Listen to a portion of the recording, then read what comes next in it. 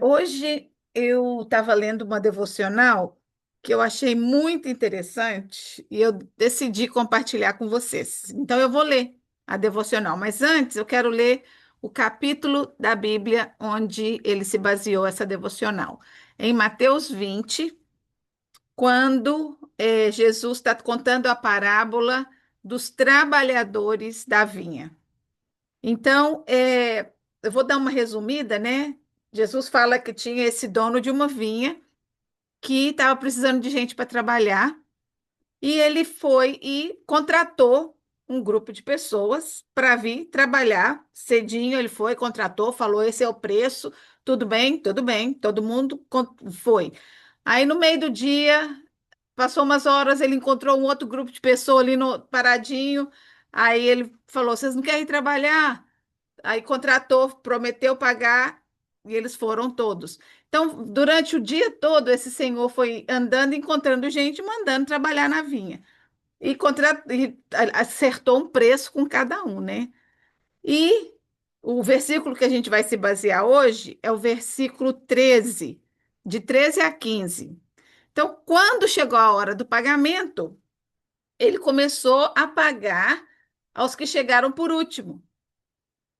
Aí os outros que tinham chegado primeiro ficaram com raiva, porque ele estava pagando o mesmo preço que ele tinha pagado, garantido, agregado com os outros, né? Então, olha o que eles falaram. Vamos ver um pouquinho antes do 13, o 12. Quando o receberam, começaram a reclamar do proprietário da vinha, dizendo: esses homens contratados por último trabalharam apenas uma hora e o senhor está pagando o mesmo que está pagando para nós que trabalhamos aqui o dia inteiro. Ele, porém, respondeu: amigo, não estou sendo injusto com você. Vocês não concordaram em trabalhar por um denário? Aqui está o dinheiro que nós combinamos. Então, pega o seu dinheiro e vai embora. Eu quero dar ao que foi contratado por último o mesmo que dei a você. Não tenho direito de fazer o que eu quero com meu dinheiro? Ou você está com inveja porque eu sou generoso? Aí ele disse: os últimos, assim os últimos serão os primeiros, e os primeiros serão os últimos. Então, eu acho, tem duas coisas que me chamaram a atenção nessa história. Primeiro, é o fato de que Jesus não deu uma explicação, né? Por que que esse homem resolveu pagar mais para um do que para outro? Simplesmente porque ele quis, porque o dinheiro era dele e ele quis, né? Então eu vou ler agora o comentário desse senhor. Jesus contou essa história aos seus discípulos e às pessoas que estavam à sua volta. E como eu falei aqui agora, né? Por quê que ele deu o mesmo valor para quem trabalhou o dia inteiro do- e os que trabalharam 2 horas, uma hora, porque ele quis, porque o dinheiro era dele e ele quis fazer assim, né? Aqueles que trabalharam o dia inteiro reclamaram contra o proprietário. Embora tivessem recebido o valor prometido, eles não gostaram do fato do proprietário ter sido mais generoso com os trabalhadores que trabalharam menos tempo. É fácil, né? Eu acho que, como ser humano, fácil simpatizar com esses, né? Que trabalharam o dia inteiro e viram os outros que chegaram lá no último minuto e ganharam a mesma coisa. No entanto, eles receberam o mesmo salário. A gente vai dar uma desmembrada para ver que assim é com relação à nossa fé e o nosso relacionamento com Deus, né? Tem gente que vai andar anos com Deus. Eu, por exemplo, que nasci dentro da igreja quase, né? Nunca me saí de perto do evangélico, nunca me dei as costas e vou receber talvez o mesmo de alguém que acabou de converter ali, né? Deus vai perdoar, ele vai chegar na presença de Deus do mesmo jeito que eu vou, né? Então, em resposta, o proprietário lembrou-lhes que tinha sido completamente justo com eles. Não lhes tinha feito mal nenhum e não tinha quebrado nenhuma promessa. Interessante que nessa parábola, Jesus não deu razão para a ação do proprietário. O proprietário não fez nada para explicar o porquê daquela atitude dele. Porque ele havia dado a mesma quantia para todos, simplesmente porque eu quis. Não tenho direito de fazer o que eu quero com o meu dinheiro? Foi isso que ele falou aqui. As razões para a generosidade do proprietário estavam totalmente no proprietário e não nas pessoas que estavam recebendo. Isso eu achei demais, porque a gente põe o foco nos que estão sendo injustiçados, né? E deixa de pôr foco na generosidade ou na bondade daquela pessoa que, não sei, quem sabe se ele conhecia mais de profundo os que chegaram por último, viu que eles estavam sem trabalho, já havia visto antes, a gente não sabe, né? No capítulo anterior, a gente vai ver, eu achei interessante também, sobre o jovem rico que veio procurar a Jesus, né? Então, Jesus, nessa parábola depois, ele estava respondendo uma pergunta que Pedro tinha feito para ele, porque lembra, vocês lembram dessa parábola do jovem rico? Que ele chegou e falou: Como que eu posso ganhar o reino dos céus? Aí Jesus falou: Estuda, aperfeiçoa. Ah, não, isso aí eu já faço a minha vida inteira. Eu sigo os mandamentos, eu sigo as leis, eu faço meu sacrifício, eu decoro isso e aquilo. Jesus falou: Ah, então tá bom, então você já está meio caminho andado, né? Vai, vende tudo que tem, dá para os pobres e aí vem me seguir. Aí o homem de cabeça baixa saiu triste, né? E aí foi quando Jesus falou: é mais difícil passar um camelo na agulha do que um rico chegar no reino dos céus. Não é agulhinha nossa, não, tá? É uma porta que tem lá em Jerusalém, que é chamada a porta da agulha, que é estreitinha, não é a agulhinha que a gente usa para costurar, não. Não se esqueçam disso. Eu sempre, quando eu era criança, eu achava que era agulha. Aí Pedro disse assim: E o que que é para, então, o que que vai ser de nós? O que que nós vamos receber, né? Como que merecimento a gente vai ter? Nós estamos te seguindo, nós estamos aqui passando tudo por tudo que você está passando. O que que tem lá para nós, né? Aí Jesus veio e contou essa parábola do trabalhador e das vinhas. E eu acho interessante porque a vida de Jesus não só foi uma vida de milagres, de sinais, né? Foi uma vida de exemplo e ele quis trazer para para a vida dos discípulos um pouquinho do céu, né? Eu estou assistindo, a gente assistiu as duas primeiras episódios do The Chosen no cinema e eu não tinha ido assistir o resto. Então ontem nós começamos a assistir e assim, a temporada 5 é já Jesus a caminho da cruz, né? Então, o tempo que ele gasta, né? Assim, a gente não sabe, porque não está na Bíblia, mas eu acho linda a maneira que o Dallas desmembra, né? O tempo que Jesus quis gastar com cada pessoa que foi importante na sua vida durante o seu ministério, ali antes dele chegar na cruz, né? Ele queria gastar tempo com cada uma dessas pessoas. E a gente viu que tinha umas, ele foi nombrando o que cada pessoa tinha feito durante o seu ministério, como que cada pessoa ajudou, como que cada pessoa participou, né? Então, assim, as coisas que a gente faz não estão despercebidas. Deus está guardando tudo, ainda que aqui nessa terra você sinta que não é reconhecida ou que ninguém valoriza o seu trabalho, tenha certeza que nada passa despercebido para Deus. E às vezes é muito melhor passar despercebido aqui e ganhar a recompensa de Deus do que a recompensa aqui. Então, se alguma coisa você fez e sente que está ficando, ninguém está valorizando, continua fazendo. Se você sabe que é a coisa certa de fazer, continua fazendo, porque Deus vai te honrar e Ele vai te valorizar. Agora, outra coisa que é muito clara nessa parábola é que o meu esforço, né, o que trabalhou muito, o dia inteiro, ganhou o mesmo do que trabalhou pouco. Então, o meu esforço não vai fazer com que o meu patrão, com que o Deus queira me abençoar mais do que o outro. Ele é generoso, ele é bondoso, ele é cheio de graça, cheio de misericórdia, e ele tem em abundância para dar para todo mundo. Então, não vai ser pelos meus esforços que eu vou querer ganhar mais um pouquinho a simpatia de Deus. Ele não pode te amar mais do que ele já te ama.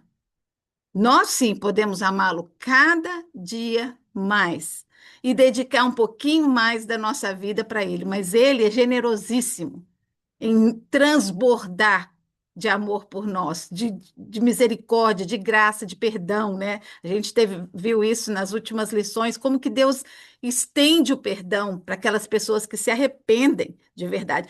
E uma aspa aqui, o que eu quero voltar no perdão, eu comecei a assistir uma série que chama House of David, no Amazon Prime. Alguém tinha me mencionado, eu falei, vou assistir. A história de Davi. E começa com ele criança, né? Igual, tem muita coisa que não está na Bíblia, mas a essência está ali. E eu nunca, não é que eu nunca, mas às vezes sempre me incomodava quando eu ouvia falar assim, que é um espírito maligno da parte de Deus. Deus, como Deus pode ter um espírito, né, que atormenta a pessoa? Porque o rei Saul, quando Deus falou, já você não vai mais ser rei, você está virando completamente contra tudo que eu te estipulei, contra tudo que eu deixei você encargo, né? Você está construindo altares para outros deuses, isso pronto, acabou. Então, o que que aconteceu? Ali naquele momento, quando Deus cortou as relações com Saul, né? E falou que ele ia ungir o próximo rei, que seria Davi, eu entendi a reação de Saul totalmente diferente da reação de Davi. A gente estudou, né, que Davi, quando foi confrontado pelo pecado dele, o que que ele fez? Se humilhou, arrependeu, chorou, pediu perdão, misericórdia. Quando o profeta foi falar com Saul, falando o que Deus tinha falado, em vez de Saul se arrepender, eu falei, gente, tudo que ele tinha que fazer era arrepender e Deus ia perdoar. O que que ele fez? Ele mandou matar o profeta, ele ficou bravo com Deus, então ele era atormentado o dia todo pelo aquele espírito de medo, de perda, né? Então aquilo atormentava ele. Foi quando trouxeram Davi para tocar a harpa para ele acalmar, né? Então é isso. Eu falei, gente, aqui está, ó. É a diferença. Por isso que Davi era segundo o coração de Deus, porque ele era ensinável. E é isso que a gente tem que ser. Nós temos que ter um coração e uma mente que pode ser ensinada, que pode aprender, que pode se dobrar e, com humildade, reconhecer que nós precisamos desse amor de Deus, que nós precisamos dessa misericórdia dele, né? E então, o ensinamento central dessa parábola é sobre a graça e generosidade de Deus. Não é baseada em mérito, não é baseada na capacidade do trabalhador, mas na generosidade do doador. Nós temos um Deus generoso, né? Jesus queria que eles entendessem isso, né? Não é porque os 12 andaram com Jesus esse tempo todo que eles iam passar na frente, né? Claro que eles vão, quando eles chegaram lá no céu, nossa, teve muita coisa para eles, inclusive o Apocalipse fala de coisas assim que eles, não só eles, mas as 12 tribos de Israel, né, iriam receber,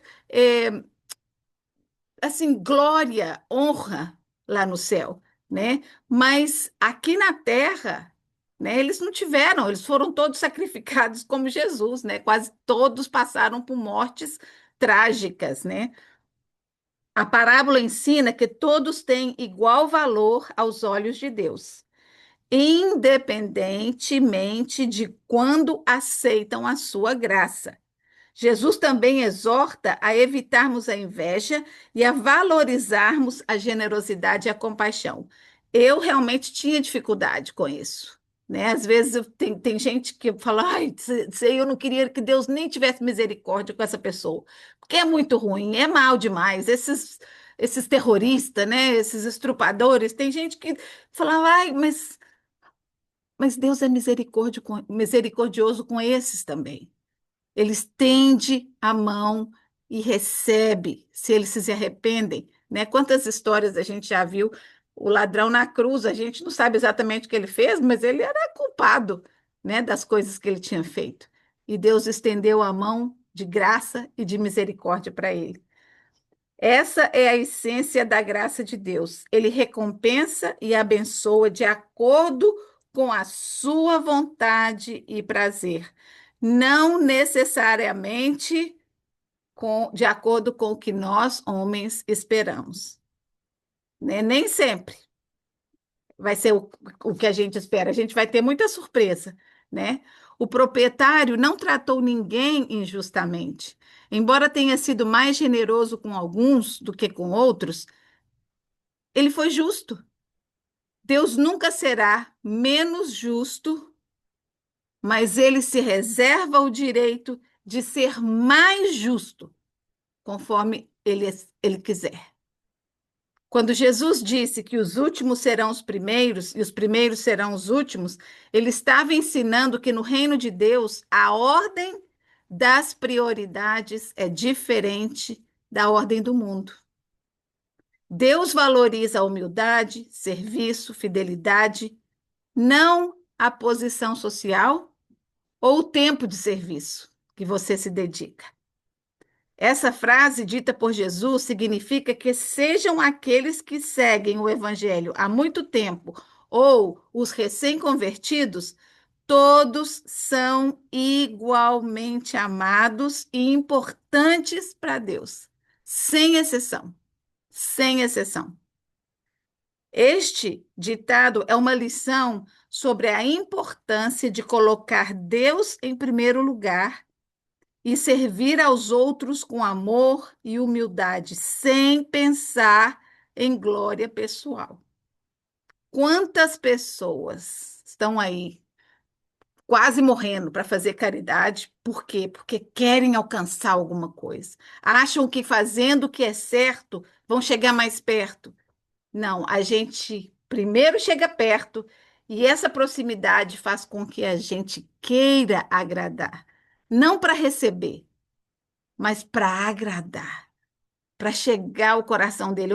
Sempre falo que eu quero que Deus coloque um sorriso no rosto quando ele olha para mim. Sabe? Que ele não porque eu quero receber nada dele, eu não mereço nada, mas ele quer nos dar, independente do meu esforço, né, para chegar lá. Aqueles que se humilham serão exaltados, enquanto os que buscam a glória na terra serão humilhados. Essa parábola não é uma ilustração da graça de Deus em recompensa ao princípio do trabalho e do merecimento. Não, não é pelo meu trabalho, não é porque eu mereço.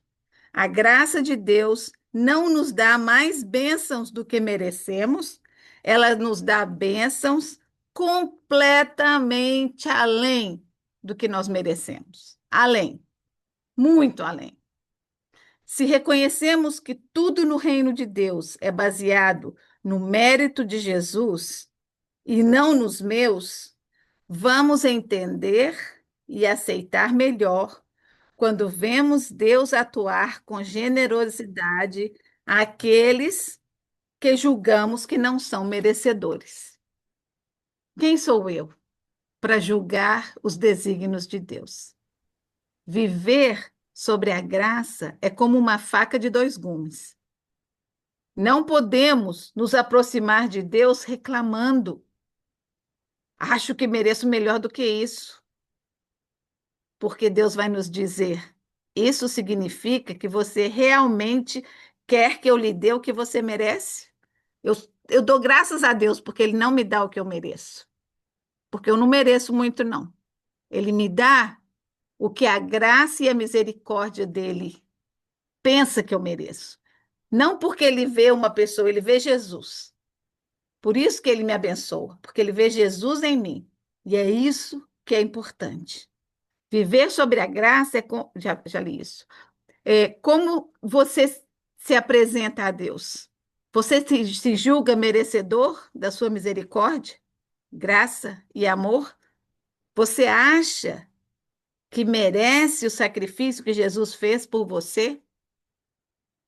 Pensa bem, gente. Eu acho assim, eu não queria que um filho meu ou uma amiga minha se sacrificar. A gente não quer um sacrifício de fazer uma coisinha ou outra que as pessoas façam para nós. Imagina o sacrifício de Jesus.